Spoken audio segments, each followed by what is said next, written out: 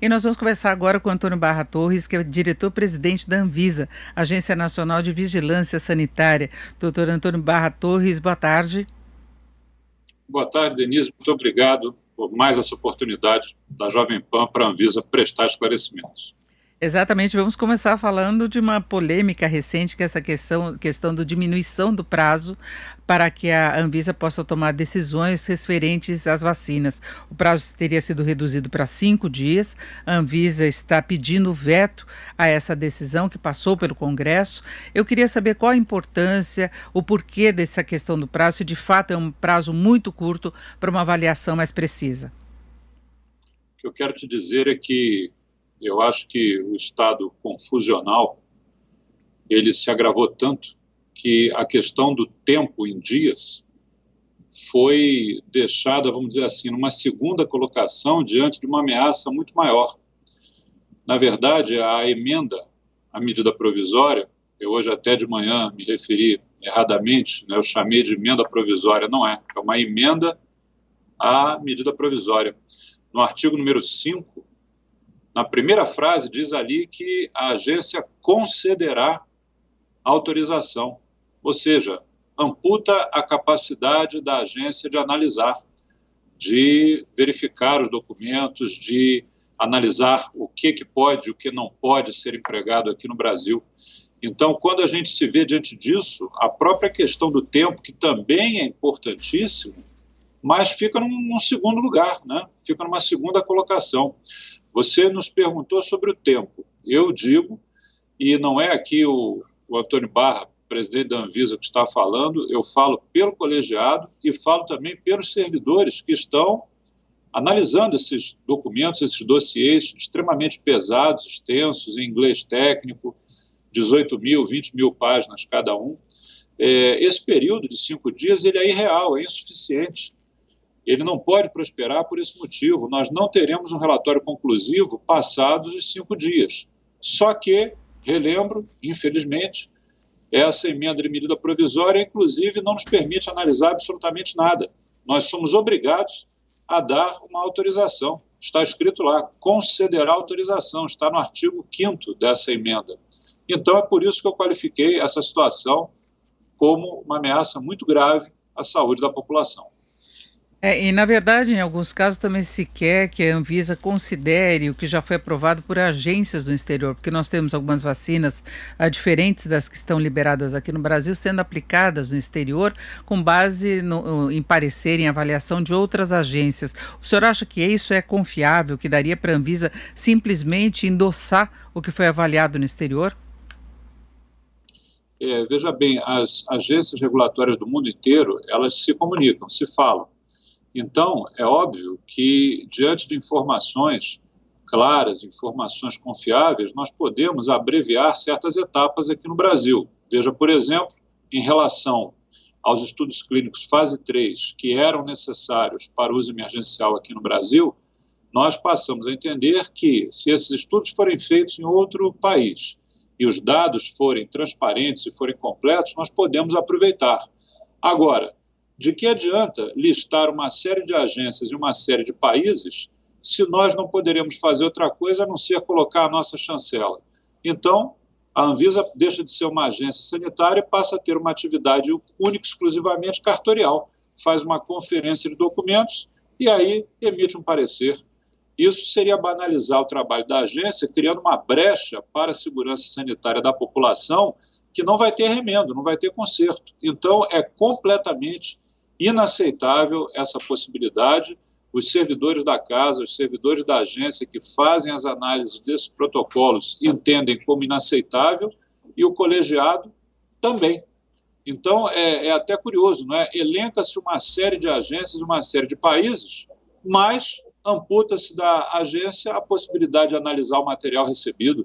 Então, a agência fará simplesmente o quê? Colocará a responsabilidade objetiva dos servidores e dos diretores sobre um documento que não leu, que não analisou.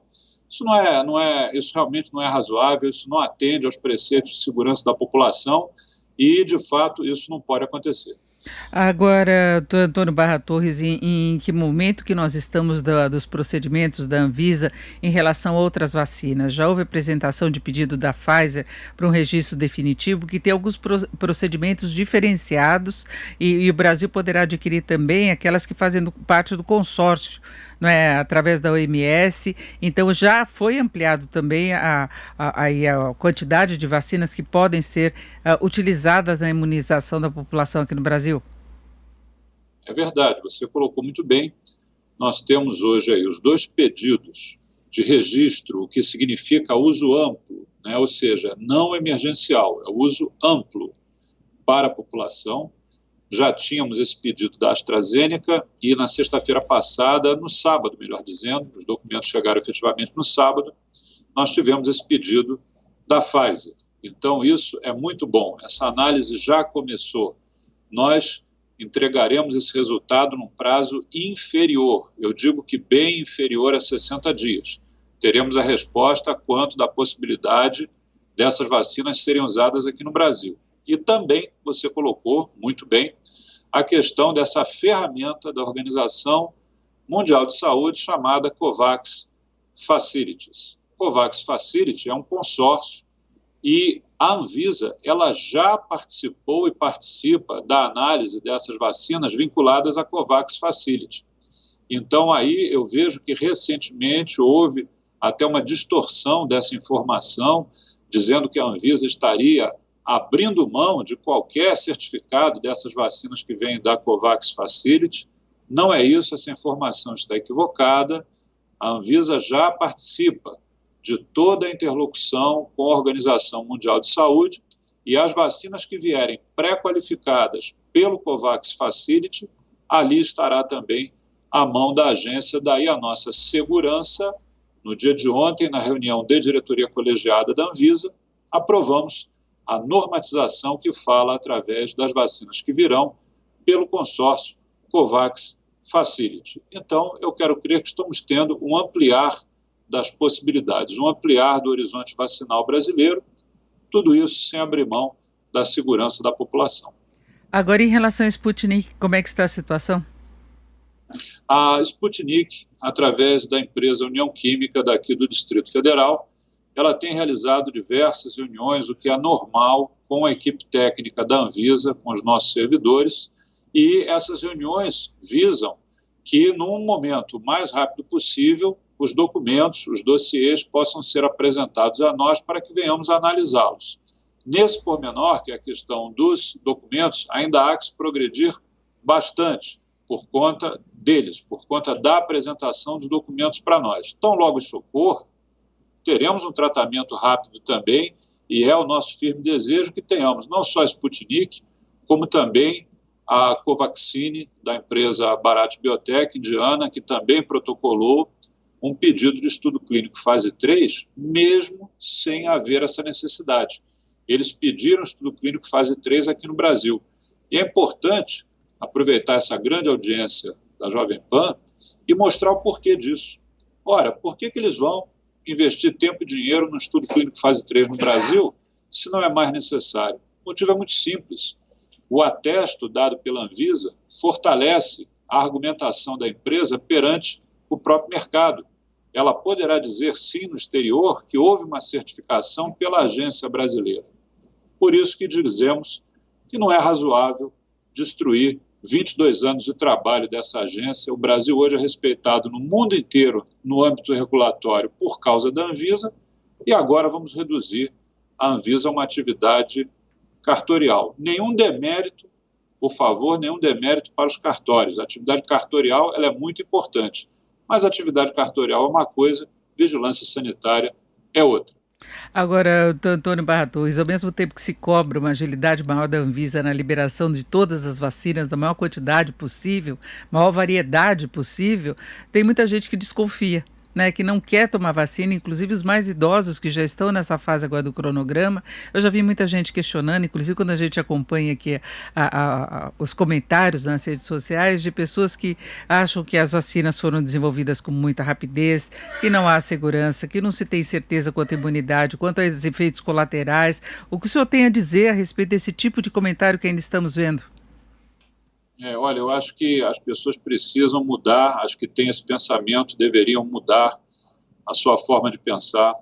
Todos nós que estamos hoje já com uma certa idade, se estamos assim, é por uma série de fatores. E entre esses fatores é o fato de que nosso pai, nossa mãe, nossos familiares, nossos entes queridos, em algum momento nos levaram pela mão para tomar vacinas. Então, não tem nada de novo, não é nada absurdo, é um procedimento que nós já estamos acostumados. O Brasil tem uma tradição muito boa em campanhas de vacinação, temos uma capacidade de vacinar muito grande, isso já está estabelecido, e não há que haver esse tipo de desconfiança. Eu mesmo, recentemente, já me manifestei publicamente que tomarei a vacina. Qual vacina? A que estiver disponível. Não me importa qual seja, ela tem sim que estar aprovada pela Anvisa. Então, quando chegar a época do uso amplo, porque, embora médico, eu não estou hoje mais no pronto-socorro, eu não estou mais exposto ao vírus como eu já me expus durante 30 anos. Então, não é razoável que, pelo fato de ser médico, agora eu busque me vacinar, não farei isso. Mas, tão logo haja o registro para a população como um todo, eu vou verificar qual é o posto de saúde mais perto da minha casa e vou entrar na fila e vou tomar a vacina. Qual vacina? A que estiver lá, aprovada pela Anvisa, é claro. Então, eu conclamo à população que vá se vacinar assim que estiver disponível, seja no uso emergencial, algumas categorias estão sendo contempladas agora, ou em breve no uso amplo. Isso é muito importante porque não há sentido em vacinar uma camada pequena da população que vai permitir que o vírus continue circulando, e ninguém quer isso. E eu gostaria de saber também se a Anvisa já está fazendo avaliação de algum teste de medicamento, porque eu tenho conversado com vários cientistas aqui, o pessoal que trabalha na área que está tentando desenvolver também algum medicamento. A gente já sabe da pouca eficácia daqueles que tinham sido recomendados anteriormente, ou a eficácia nenhuma. Na verdade, não é? Mas tem alguns trabalhos sérios que estão sendo desenvolvidos. A Anvisa já chega a participar desse processo? Olha, tem alguns processos, sim. Nós vamos recordar que houve algum tempo atrás a questão do Remdesivir, mas no diálogo com a agência, as empresas ligadas ao Remdesivir simplesmente não concordaram com determinadas necessidades de documentos. A grosso modo, muito pouco queriam apresentar para nós, então o que nos levou naquela época a dizer, olha, são necessários esses dossiês. Então, como não apresentaram, essa questão do Remdesivir não prosperou, e também temos observado que a própria aplicação do Remdesivir no mundo se dá como muito restrita, né? Praticamente ela não aparece. Existe uma possibilidade que ainda não recebemos nada oficial, são tratativas muito iniciais também, de medicações que poderiam ter efeitos em fases mais tardias da doença, fases mais graves em pacientes hospitalizados. Mas isso ainda ao nível de pesquisa, portanto, haverá uma necessidade de filiação a institutos de pesquisa aqui no Brasil para que possamos aferir esse benefício, esse suposto benefício em pacientes aqui no Brasil. Então, eu pontuo essa questão que já aconteceu do Remdesivir e essa possibilidade que estamos ainda numa fase muito inicial, sem contatos ainda com empresas, mas de sondagens referentes a medicações que podem ser usadas em fases mais tardias.